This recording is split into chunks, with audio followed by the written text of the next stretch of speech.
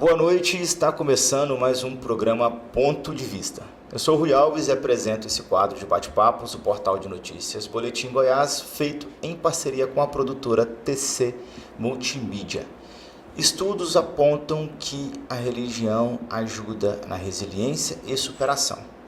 Pesquisa recente do Pew Research aponta que 70% dos jovens que se identificam como religiosos afirmam ter mudado de vida por meio da religião.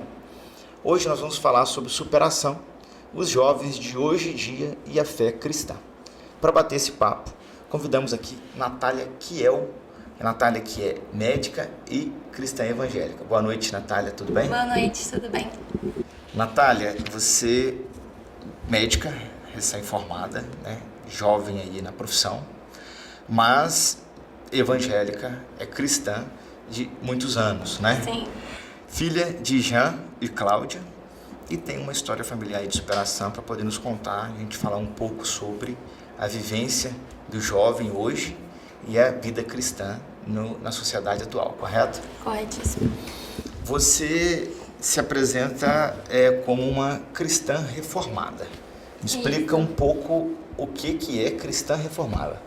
Eu gosto de usar o termo cristã reformada porque já remete um pouco da minha origem de denominação, né, que a gente fala. Os evangélicos são aí divididos entre assembleianos, batistas, neopentecostais, e eu sou da presbiteriana. E isso remete muito à ideia de que a gente acredita na fé reformada, porque houve a reforma protestante. Então, quando eu digo que eu sou cristã reformada, eu digo que o meu ponto de vista, com base na fé, é pautado muito na reforma que teve, né? Quando a igreja evangélica veio, inaugurou aí a igreja evangélica na história, digamos assim, né? E como uma boa presbiteriana, gosto muito de fazer referência a Calvino, que foi o idealizador, né, digamos assim, o fundador da nossa doutrina.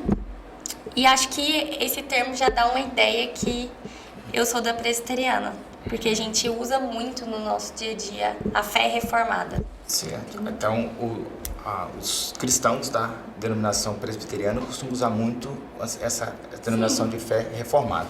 Isso não quer dizer que você tenha mudado recentemente e se reformado como cristã, mas que a sua denominação acompanha como cristã reformada devido à reforma protestante. Isso. Você sempre foi presbiteriana? Sempre fui, desde os meus 4 anos de idade. Certo. Os seus pais te levaram até Isso. Minha mãe me levou até a igreja presbiteriana, ela era católica antes. Ela se converteu e junto com ela os filhos foram, né? O meu pai foi criado também na igreja, ele se converteu na Batista, mas depois foi para a presbiteriana. Ficou na presbiteriana durante a adolescência, hoje em dia ele não frequenta mais. Mas a minha base familiar é toda presbiteriana. Então a sua base religiosa de estudo veio da denominação presbiteriana e você até hoje está aí seguindo essa denominação. Me conta um pouquinho da sua trajetória de vida cristã. A medicina sempre fez parte da sua vida? Se apresentar como uma pessoa cristã já sempre foi um desejo ou em algum momento da sua vida você falou, opa, eu tenho que falar mais sobre a minha religião? Então, eu sempre gostei muito de ir à igreja, sempre para mim foi um prazer desde criança. E quando criança minha mãe me deu uma Bíblia de capa amarela, daquelas de ilustrativas, sabe? E tinha todas as histórias da Bíblia. E eu lia aquilo e ficava encantada, porque era muito na linguagem que eu entendia. E até um ponto a ressaltar o tanto que é importante a gente entregar para a criança aquilo que ela entende, porque aquilo ali realmente me envolveu a ponto de eu pedir para Deus, fala comigo, igual o senhor falava com Samuel, porque Samuel, a Bíblia fala que Deus chamava ele pela noite e ele atendia, né? Chamava ele pelo nome e ele conversava com Deus. Então, quando eu era criança, eu pedia muito a Deus, fala comigo igual o senhor fala com Samuel. Eu ficava esperando ouvir a voz. Então, escola dominical, escola bíblica de férias, ia em tudo, amava. Era muito bom. E aí, quando eu fui me aproximando da adolescência, ali pelos 12 anos, eu senti muita vontade de fazer a pública profissão de fé, que é quando você diz à igreja que você aceita Jesus e que você quer ser cristã evangélica da presbiteriana. Para quem não é da presbiteriana, é mais ou menos como se fosse o batismo das outras igrejas, porque na presbiteriana a gente é batizado quando criança, e aí vem a pública profissão de fé quando você está mais velho, para confirmar que você quer pertencer àquela comunidade, que você aceita Jesus como Senhor e Salvador da sua vida. É semelhante como ocorre também na igreja católica, que é batizado quando bebê, e aí por volta da adolescência tem uma confirmação do crisma, que é quando ele escolhe receber o Espírito. Só que aí tinha que ter no mínimo 12 anos para começar o curso, e eu queria começar o curso antes. Aí eu falava assim pro meu pastor, deixa eu começar o curso ali, Natália, só quando você tiver 12 anos. E aquilo pra mim passou assim, uma eternidade, porque eu comecei a falar nisso com 10 anos. Aí finalmente chegou o curso, eu fiquei super empolgada, foi um curso muito bom, porque a gente tem que estudar a Bíblia, assim, as bases, né? Então a gente estuda sobre batismo, sobre casamento, sobre tudo, a cosmovisão cristã. Pra poder falar, não, eu quero ou não quero, porque você tem que saber o que você quer. Certo. Né? Pra você ir lá na frente e falar. Então, fiz, né, a pública profissão de fé aos 12 anos e segui na igreja até hoje, tô na igreja até hoje, sempre pra mim foi um prazer. E eu tenho uma marca também, que na época a igreja até me chamava, os adolescentes me chamavam de oradora, porque eu sempre ia lá na frente orar, quando tinha oportunidade. Então, assim, nunca tive problema com isso, nunca tive problema com ser cristã, dizer que eu sou cristã. Pra mim sempre foi um prazer, na verdade. E eu sempre vi desde criança a oportunidade em Jesus de poder alcançar outras pessoas. Isso sempre teve muito latente dentro de mim, a necessidade que as outras pessoas tinham de conhecer a Jesus, e eu queria que elas conhecessem como eu conhecia. E eu conhecia Jesus não como um ídolo distante, não como, sabe, um Deus, assim. Não, claro que ele é Deus, mas pra mim era muito, assim, próximo de um amigo, de um pai. Então eu queria que as pessoas começassem a ver o que eu via, aprender o que eu aprendia na igreja, né? Então, pra mim sempre foi muito tranquilo. Na escola eu já falava. Comecei a falar de Jesus muito cedo, sei lá, aos 6 ou 8 anos de idade. Eu já falava para as minhas coleguinhas, você sabe quem que é Jesus? Você sabe o que ele fez? Então, assim, pra mim sempre foi muito natural. Na sua infância ou na adolescência, quando você falava de Jesus para os seus colegas e amigos, como é que era essa receptividade? Era aberto? Sempre tinham essa receptividade para ouvir? Ou por alguns motivos as pessoas tinham uma crítica a você por achar que você era muito religiosa? Na infância nunca tive nenhum problema, era bem tranquilo. Agora na adolescência, por volta ali dos 15, 16 anos, eu sofri bastante. Tive até que fazer uma mudança de escola por conta disso. Porque não foi tão bem aceito na fase da adolescência aquilo que eu acreditava e aquilo que os outros adolescentes acreditavam. A adolescência é uma fase de exploração, de descoberta. E como eu me mantive muito firme naquilo que veio desde a minha infância, aquilo meio que gera um distanciamento, né? E eu lembro muito bem que o problema começou quando o assunto abordado na roda de amigos foi aborto. E todo mundo era pró-aborto e eu era contra-aborto. E eu falava, assim, bem tranquilamente. Não, eu sou contra porque eu sou evangélica e eu não posso concordar com isso de acordo com a minha fé. E aí isso triplicou o problema, né, pra mim. Então, aí nesse período eu, assim, sofri muito de pessoas sorrirem, bullying mesmo, bullying bem claro, com relação à minha pessoa. E coincidiu de ser uma época que meus pais estavam divorciando ao mesmo tempo. Então, eu acredito que o encontro dessas duas coisas ao mesmo tempo fez com que eu saísse dessa escola, né? Eu vi que não dava mais para eu continuar lá. Saí da escola, fui para uma outra escola que eu me sentia bem, me sentia acolhida.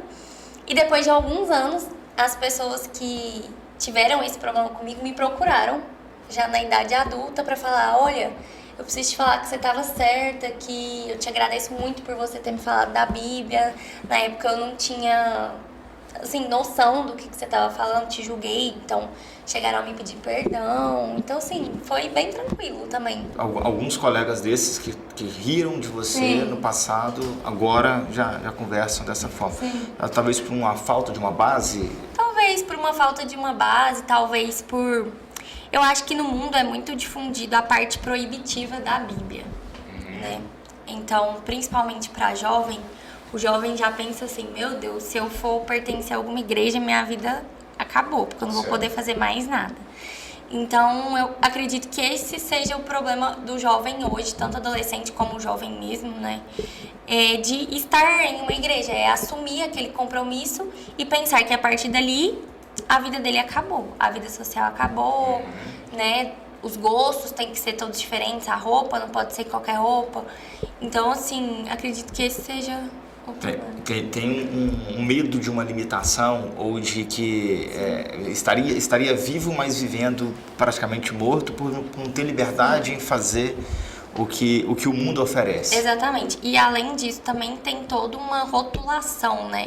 Então, já ouvi muito amigo meu falar, a Bíblia é machista, a Bíblia é contra as mulheres. Então, como o feminismo está muito em alta, né, nos dias de hoje, a primeira coisa que uma mulher jovem vai pensar, não vou seguir a Bíblia, porque a Bíblia é machista, mas da onde saiu essa informação? Entendeu? Que a Bíblia é machista. Então, acho que é uma das coisas. Por exemplo, claro que não é só isso, tem muitas coisas. Eu sou cristão, eu não vou poder beber nunca. Eu não vou poder ir para uma boate nunca. Eu não vou poder fazer uma viagem com amigos nunca. Eu vou ter que vestir roupa de crente. Então, assim, não vou poder ter amigos fora da igreja. Então, acaba que geram esses mitos, né? Certo. Então, acho que esse que é o problema. Mas e você, como que você vê a vivência do jovem hoje na igreja e fora da igreja? Porque há fatos, que há ambientes que eles instigam ao cometimento do pecado, né? E a igreja, ela tenta limitar as pessoas, os jovens, ao não cometimento do pecado, conforme a Bíblia ela traz e a igreja apresenta essa palavra. Mas e como é que é essa participação? Como que você vê?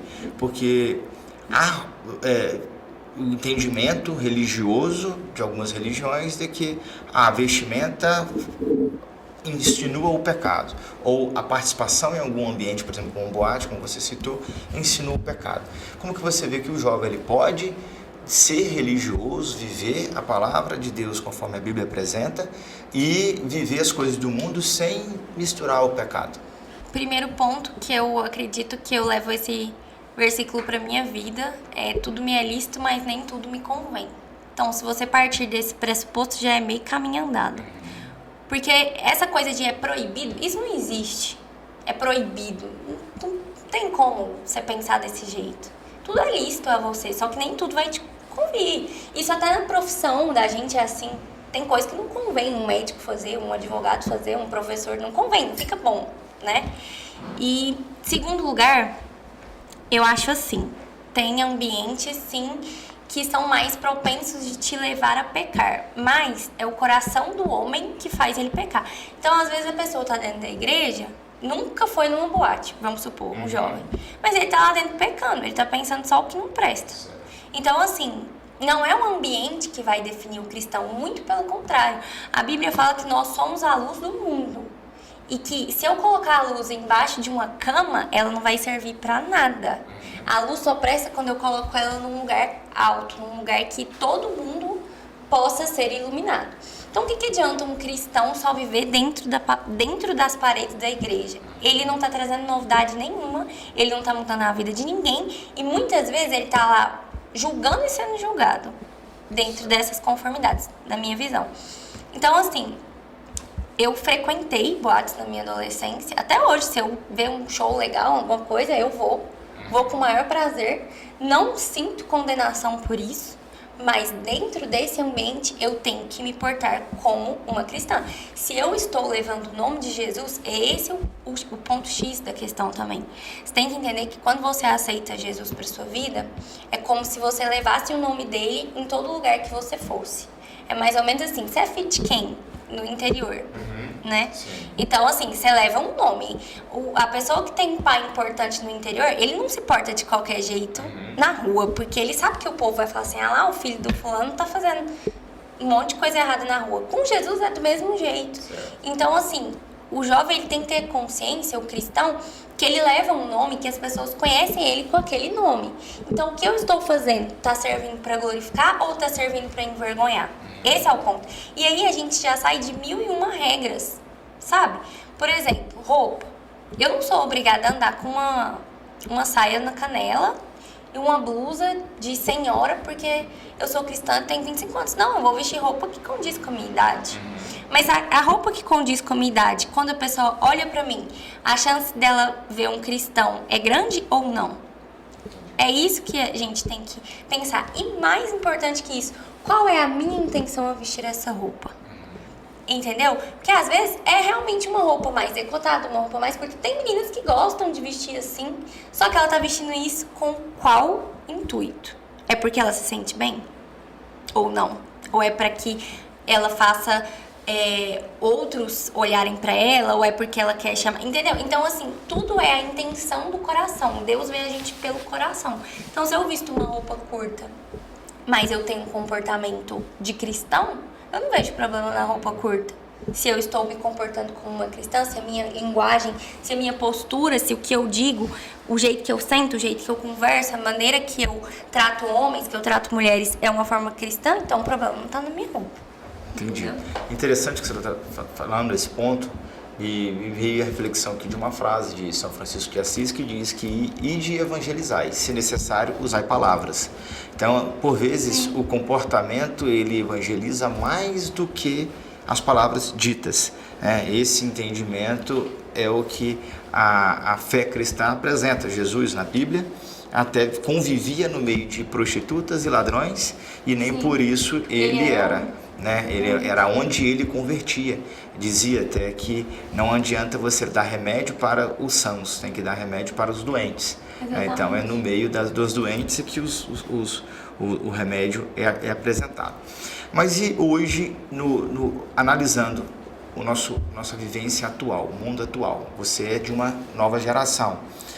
Qual é a sua idade? 25 anos. Então você nasceu aí em 99, então finalzinho 98, faço 26. 98, século passado, ainda finalzinho dele. Mas se você é criada numa nova geração já tecnológica, uma geração de informação, de redes sociais, como que você enxerga, pela sua visão desse meio, as dificuldades do jovem hoje, para que ele possa superar os seus desafios por meio da religião? Eu acho que a maior dificuldade, igual eu falei, são os rótulos. Então, ninguém gosta de ser rotulado. Então, por exemplo, já vivi situações que amigos meus, a hora que eu falei, eu sou crente.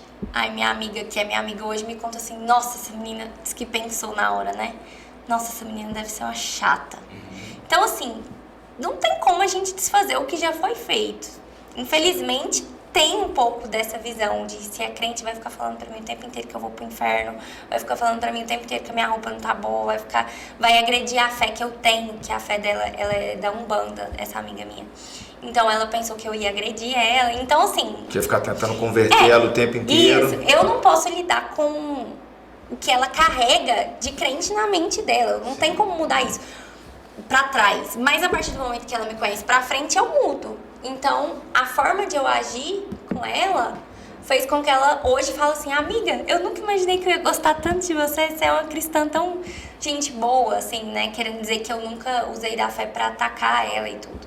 Então, eu acho que o principal ponto é esse, porque o jovem, ele não quer ser visto como alguém excluído, como alguém, um ET, digamos assim. E muita gente ainda carrega essa ideia, que se você é cristão, você é um ET. Então, assim, para lidar com isso, eu acho que o primeiro ponto é o jovem conhecer a Deus. Então, conhecer como? Não é simplesmente você ir na igreja e ouvir o que está sendo falado lá e aceitar para sua vida sem nenhum questionamento e pronto. E é assim porque... Não é assim porque a Bíblia tem explicação para tudo. Se você for ler, se você for estudar, você vai achar porquê para tudo. A Bíblia é um manual de vida. Então, o primeiro ponto não é ir lá olhar as regras que você vai ter que seguir. O primeiro ponto é você estudar a Bíblia, é você querer conhecer quem foi Jesus, o que Jesus fez, como Jesus agiu, o que ele pregava, para depois você entender as regras, porque toda regra tem um motivo. Sim. Então, eu acho que assim que o jovem pode mudar isso, sabe? Assim, porque o benefício é muito grande. A regra fica muito pequena quando você conhece o quão bom é servir a Deus. Então, são regras tão mínimas e são regras boas. Quando você vai ler, você muda, aquilo gira uma chave. E aí, sai daquele âmbito de, isso aqui é tipo um checklist, uma conduta engessada e sem explicação, e vai para uma outra lógica de eu estou fazendo isso porque eu sirvo a Jesus e ele ensinou isso, isso e isso. Entende como isso muda? Sim. E para o jovem é interessante, porque jovem questiona. Então tem como eu chegar nele e falar assim, a partir de hoje você vai fazer isso, isso e isso. E lógico que ele não vai fazer, ele vai falar, o quê? Você é louco. Agora, se eu chego e falo, olha, na minha religião, a gente faz assim porque aconteceu isso, isso e isso. Jesus pediu para que a gente fizesse isso, para que a gente colhesse isso, tal coisa. Já é outra forma de entender a vida, entendeu? Entendi. No mundo de hoje a gente vive aí uma sociedade de fato doente mentalmente, falando quanto a doenças da mente, depressão, ansiedade, muitas angústias, devido por vezes ao excesso de informação ou à vivência de um mundo líquido. Como filosoficamente falando, de que forma que você vê que a comunidade religiosa pode auxiliar um jovem desse para ele poder ter uma vivência religiosa e ter uma superação da sua vida, saindo de um abismo que está, de uma ideação suicida, por exemplo?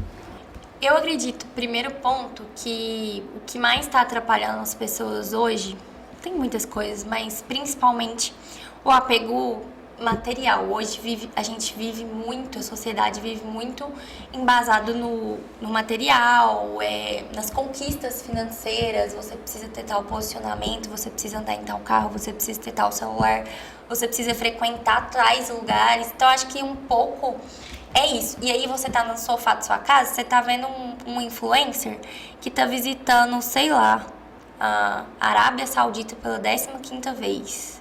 Claro que você vai se achar uma bosta, certo, porque você não tá dando conta nem de ir no barzinho da esquina com o dinheiro que você tem, ainda mais como um jovem, que é um povo que tá começando a ganhar dinheiro agora, ou ainda nem começou, ainda tá estudando. Então, assim, aí a gente vê pessoas da nossa idade que já conquistaram o mundo e a gente tá em casa, às vezes, só com um diploma na mão. E isso causa ansiedade mesmo, e vai causar, não tem como, né? E aí, como que ele vai, por exemplo, lidar com isso? A religião lida com isso, né? Ser cristão vai lidar com isso. A Bíblia fala que a gente tem herança espiritual. A Bíblia tira muito o foco do material e vai muito pro espiritual. Na Bíblia tem um versículo que fala que a prata e o ouro corroem. Então, assim, mas o que a gente tem, que é o Espírito Santo, é algo sobrenatural, é algo que nada vai tirar da gente. Então, traz muito esse olhar de acalma um pouco, que nem tudo é material, né? Tem uma outra parte da Bíblia que fala assim que por que a gente está ansioso quanto ao que beber, quanto ao que vestir, quanto ao que comer, se Deus cuida até mesmo dos passarinhos que nunca semearam e comem? Então, isso é muito forte, você pensar nisso. Então, por que eu vou me preocupar com essas coisas se Deus cuida dos passarinhos que nunca semearam e comem? Então, quer dizer que Ele vai me dar também. Não precisa de eu ficar nessa ânsia, entendeu? Pra conquistar. Agora, com relação ao suicídio, o suicídio está muito ligado a diagnósticos mesmo, né? E aí eu falo até como médica. Então, tem o transtorno depressivo, tem o transtorno de bipolaridade.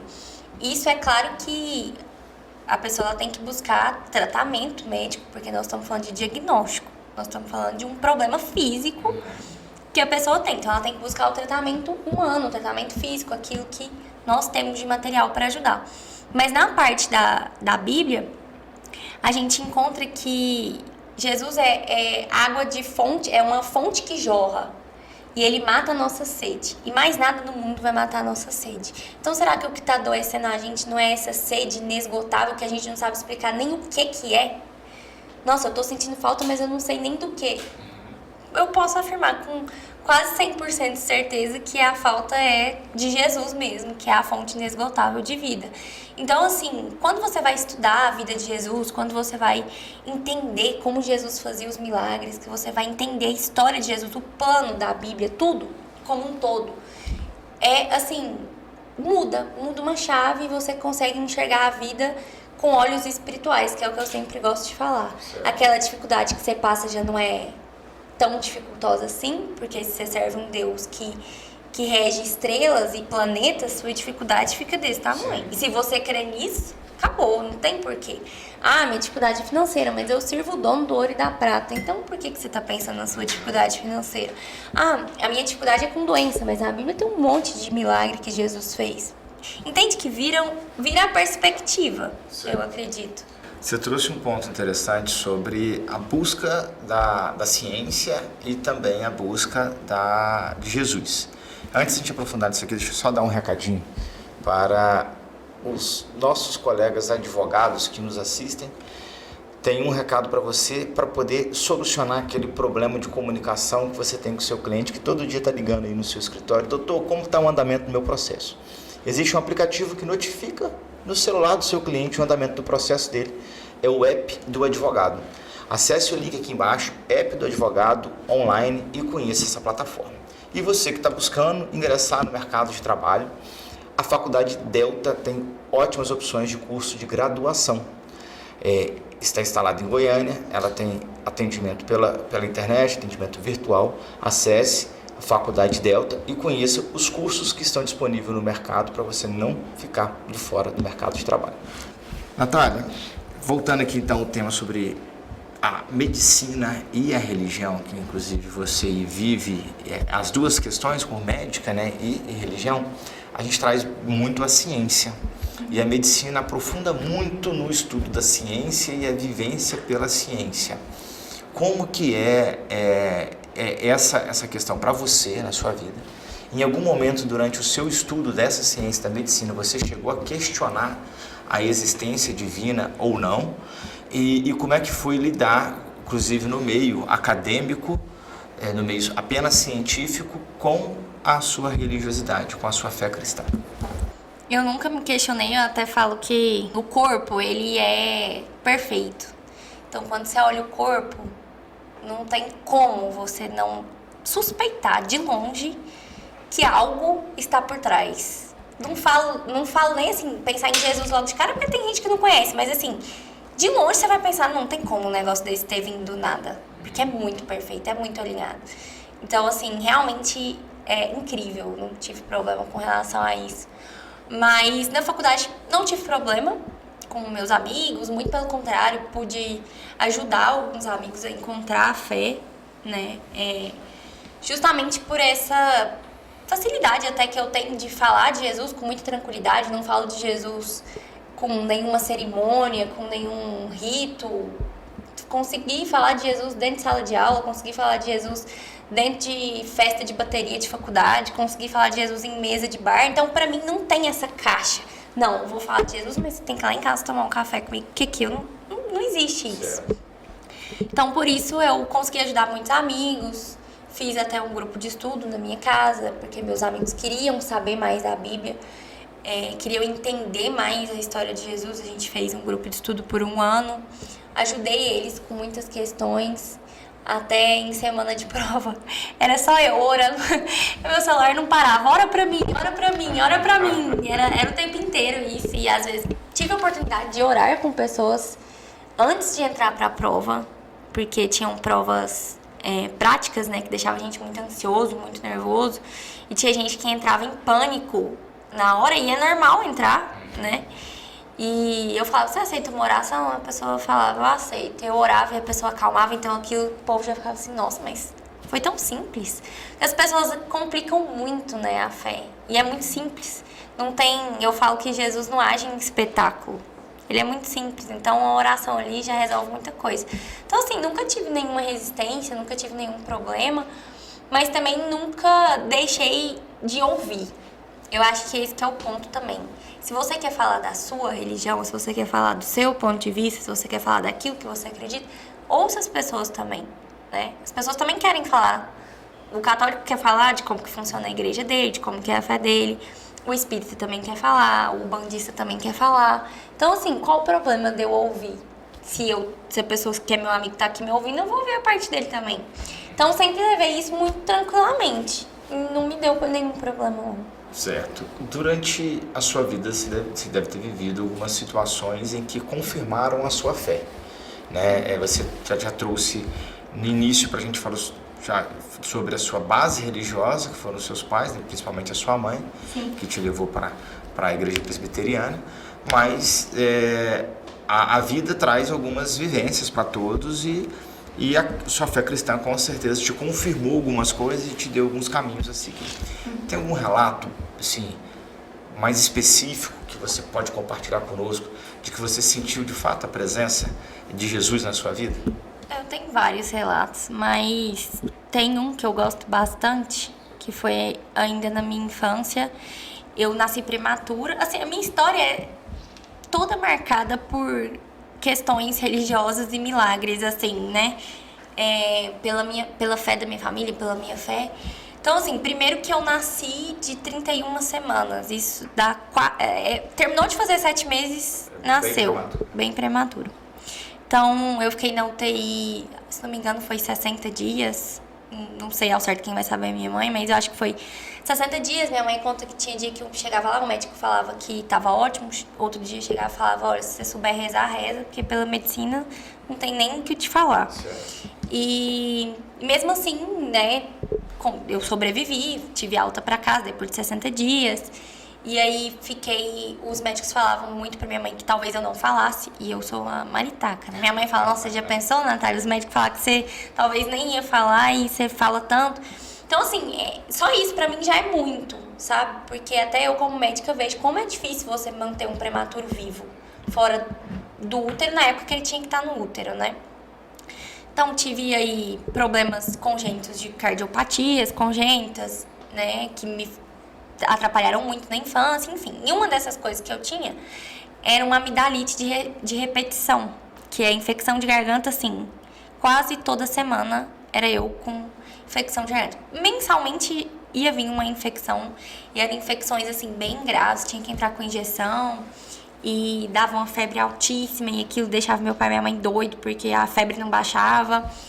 Então, assim, era recorrente. Até os meus 5 anos de idade era recorrente. Foi recorrente sempre ter essa infecção de garganta. Acredito que pela imunidade baixa do prematuro e tudo. E aí, eu via minha mãe, em toda reunião de oração, ela pedia, eu quero pedir pela cura da garganta da Natália. E até eu pensava assim, gente, por que minha mãe pede isso todo dia? Toda semana minha mãe tá aqui fazendo o mesmo pedido. Eu tinha uma qualidade de vida muito pequena por conta dessa garganta. Assim, pra uma criança, não pode ir na piscina gelada, não pode tomar banho gelado. Se sair sereno, tem que cobrir de capuz. Sorvete só toma esquentado 10 segundos. Refrigerante também, Coca-Cola, 10 segundos no micro-ondas. Então, assim, querendo ou não, era um pouco desconfortável pra mim. Eu pensava, o que minha mãe tá querendo com esse pedido, que ela não para de falar isso? Aí, um dia, a gente foi no médico, meu pediatra, que sempre me acompanhou desde neném, e ele me deitou pro exame, abre a boca e tal. Ele, nossa, quem que foi o médico que fez a cirurgia dela?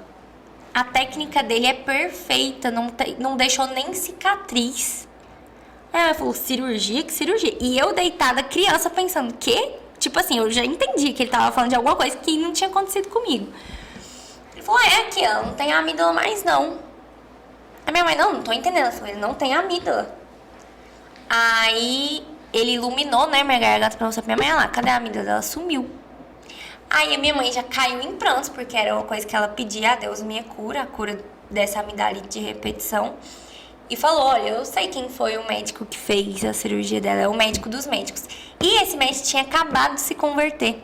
Ele não acreditava em Deus. Tinha poucos dias que ele tinha se convertido. E aí o médico chorou, porque como a conversão dele estava recente, aquilo pra ele era o médico que acompanhava minha garganta fechar. Foi a confirmação que ele também precisava. Que ele também precisava. Então, assim, essa pra mim é uma das melhores.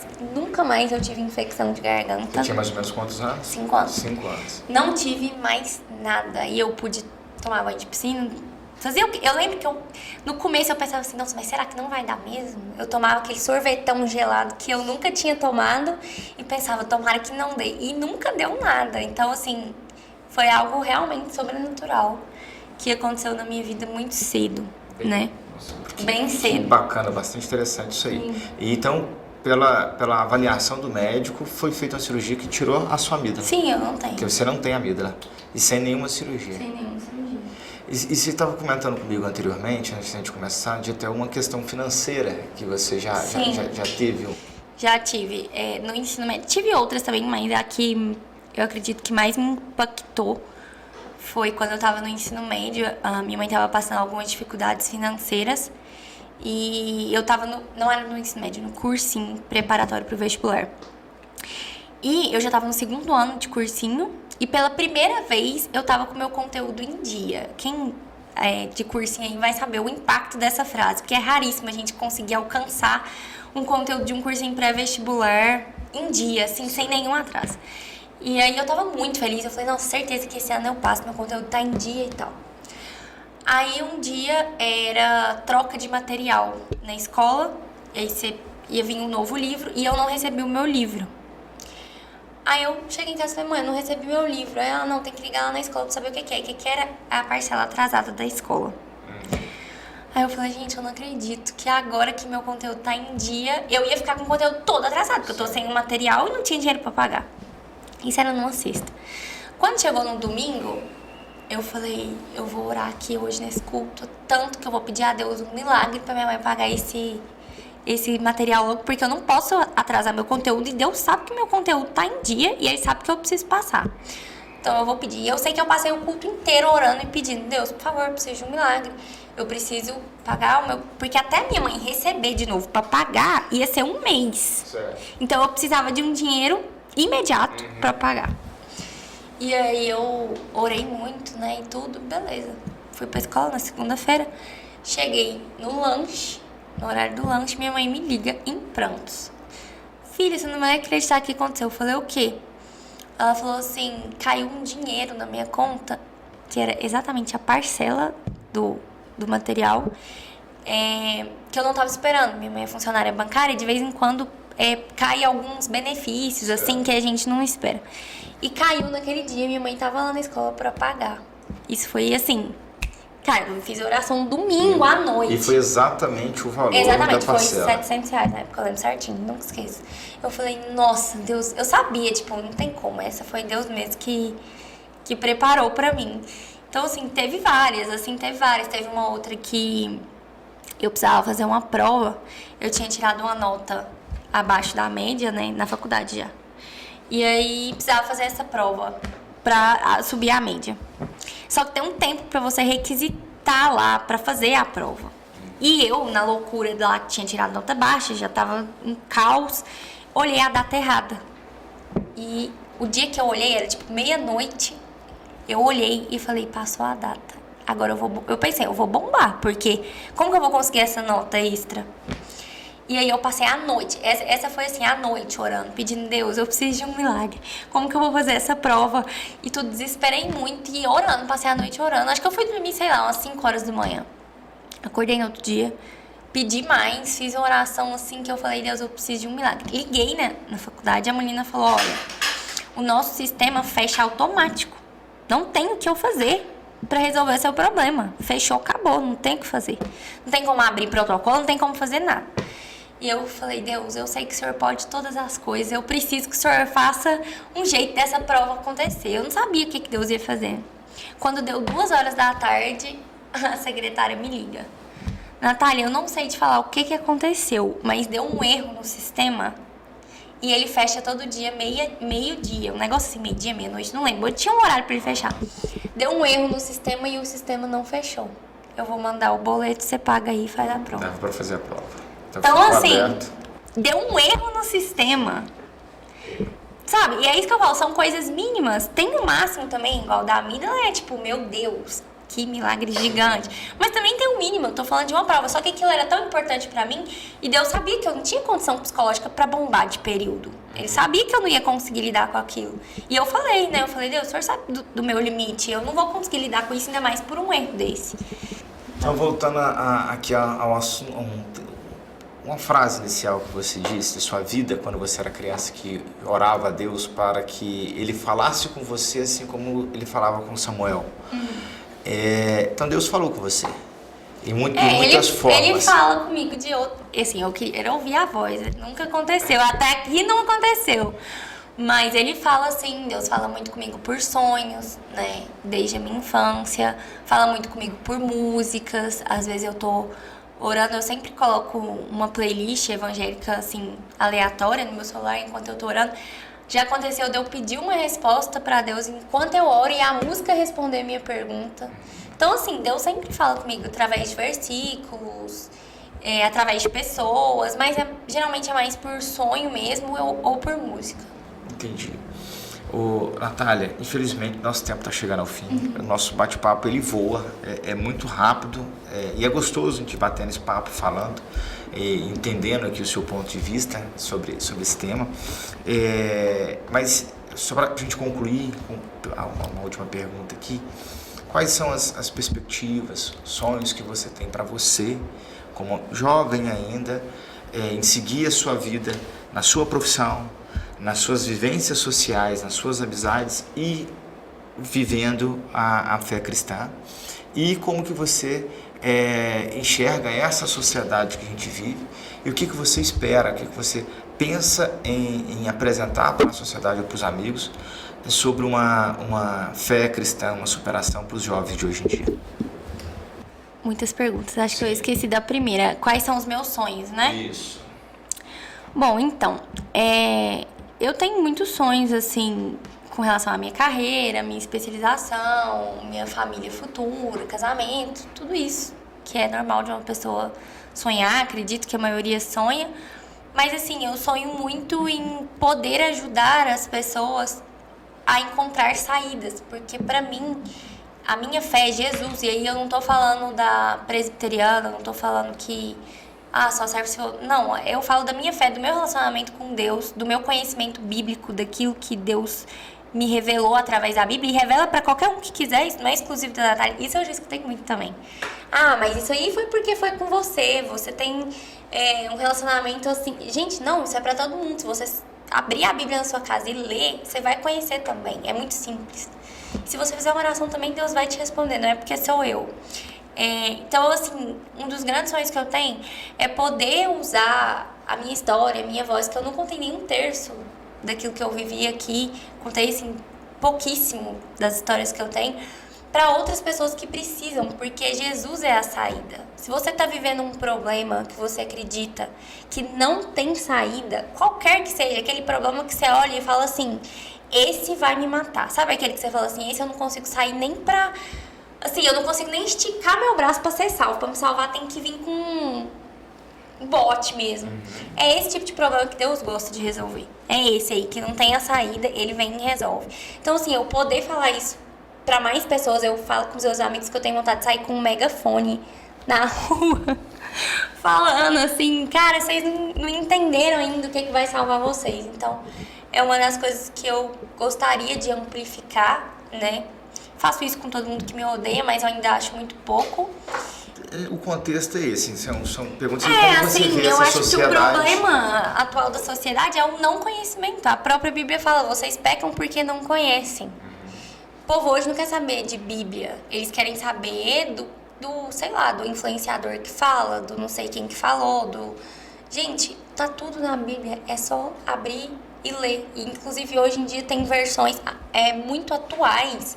Eu falo de leitura mesmo, porque a Bíblia é difícil, né, de entender. Mas tem versões tão fáceis de você ler e entender, entendeu?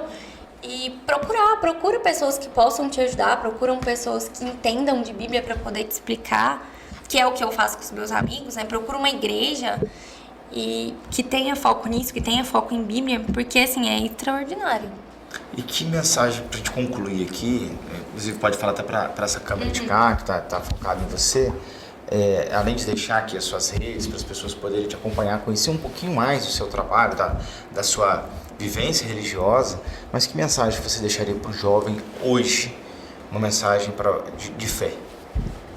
Olha, Tem um versículo que eu sempre uso e usei em todas as fases da minha vida, que eu já vivi coisa muito mais difícil do que eu contei aqui, né? Às vezes, uma próxima oportunidade eu conto. Mas é um versículo que diz assim: se você pode crer, tudo é possível ao que crê. E quem disse isso foi Jesus. Eu vivo isso na minha vida hoje. Ser médica hoje na minha vida é um milagre, eu considero. Tudo que eu já vivi na minha vida foi através de milagre, de coisas boas foi milagre. E acho que é essa mensagem: se você pode crer, tudo é possível que crê. E crer é a coisa mais fácil do mundo. Leia, busque conhecimento bíblico, faça uma oração simples, peça a Deus: Deus, eu quero te conhecer, se mostra pra mim. Deus vai aparecer pra você, vai aparecer na música, vai aparecer, sei lá, num filme. Ele não nega, não. Quando a gente fala eu quero, Deus não é um Deus que nega os filhos que querem ele, não. Acho que é isso. Meu Instagram é Natália Kel. Eu não sou influencer, mas de vez em quando eu posto alguns versículos, eu sempre tento postar alguma coisa. Uma dica: tem uma série muito boa pra quem não conhece nada de Bíblia, chama The Chosen. Tem no Netflix, mas tem um aplicativo próprio que é grátis. Assistam, vale muito a pena, aquela série é muito real. Os Escolhidos. Sim, é muito bom. Natália, muitíssimo obrigado novamente pela sua participação. Tá? Chegamos aqui, acho que é isso. Infelizmente, o meu diretor, Lucimar, um abraço. Fica aqui já olhando a gente pelo tempo, mas obrigado demais. E parabéns pela sua trajetória, parabéns pela sua participação, parabéns pela coragem de falar de Jesus no mundo que a gente vive hoje. De fato, defender a fé é muito doída, muito dolorosa, é muito árdua, e ela é criticada o tempo todo. Então, defender sua religião, defender sua fé e falar abertamente disso, sendo tão jovem no meio onde há uma crítica muito grande, é um desafio que poucos têm coragem de assumir. Então, eu já te parabenizo por seguir firme nisso. Agradeço Obrigado, tá? muito. Obrigada. Pessoal, e você que nos assiste, obrigado pela audiência de sempre. Já deixando aqui novamente um abraço pro meu parceiro Lucimar, que dá TC Multimídia. Obrigado, Lucimar, pela parceria de sempre. Já aproveita para seguir aqui embaixo as redes sociais da TC Multimídia, nossa parceira, produtora e cofundadora do Ponto de Vista, e também do Boletim Goiás, @Boletim Goiás em todas as redes sociais. E para se manter bem informado de tudo que acontece em Goiás, no Brasil e no mundo, boletimgoias.com.br. Quando não podemos mais mudar uma situação, somos desafiados a mudar a nós mesmos. Victor Franklin, psiquiatra e sobrevivente do Holocausto. Uma boa noite e até mais.